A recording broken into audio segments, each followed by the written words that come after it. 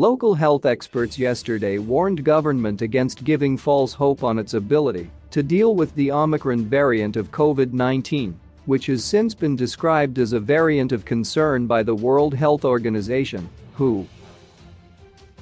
They told Newsday that Zimbabwe, which shares borders with South Africa and Botswana, where the new variant has been detected, is exposed in a number of ways, including its proximity to the affected countries, its porous borders, the migrant workers in those countries, as well as the country's failing health system and complacency.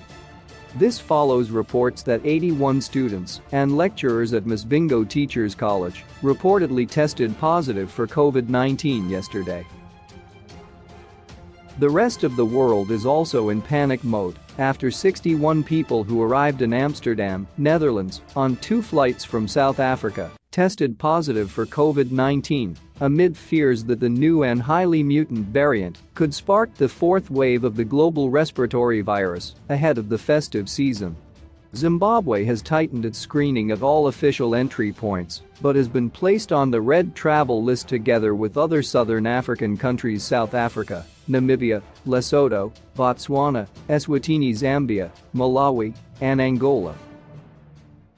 Health experts, however, told Newsday that Zimbabwe should strengthen surveillance at illegal entry points if it is to succeed in curbing the spread of the new variant during the festive season. "We have all the reasons to panic and be afraid of the new COVID-19 variant that was detected in South Africa and Botswana, especially given that we share very porous borders with the 2 respective countries, and this new variant is coming at a time when the festive season is upon us," Itai Rusik, executive director of the Community Working Group on Health, said. "We know that a whole lot of Zimbabweans use undesignated entry points, and that causes a serious health challenge as they will not be properly screened and monitored. What we now need to encourage the government of Zimbabwe to do is to strengthen its surveillance and monitoring systems along land borders and ensure that screening at legal points is strengthened." He said complacency and disregard for COVID-19 protocols and guidelines might place people at great risk of contracting the new variant. "There are so many public gatherings and parties. We have people attending political rallies in huge numbers and participating at funerals exceeding the stipulated numbers. The people of Zimbabwe should be worried and scared. Mpilo Central Hospital Acting Chief Executive Solwayong Ngwenya said. Gross human complacency has given the virus growth advantage. Its multiple mutations can only spell excessive danger, superb transmissibility and deadlier or superior clinical performance. It's time to stand up and respect the virus. All good people kindly take note. The signals are showing CB 1.1.529. What remains to be seen are the bleak things.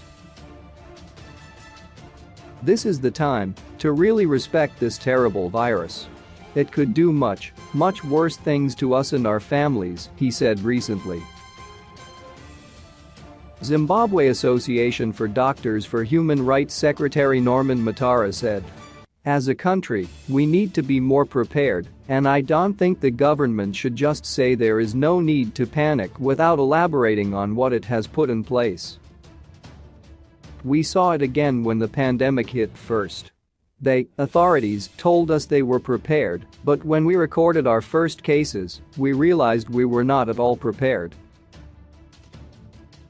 Matara said there was a need for government to make sure that everything was in order in hospitals in the event the country is hit by the 4th wave. COVID-19 National Task Force Chief Coordinator Agnes Mahamba said, "People should not panic, but should, instead, adhere to all prevention measures, including getting vaccinated." Government continues to strengthen surveillance of all ports of entry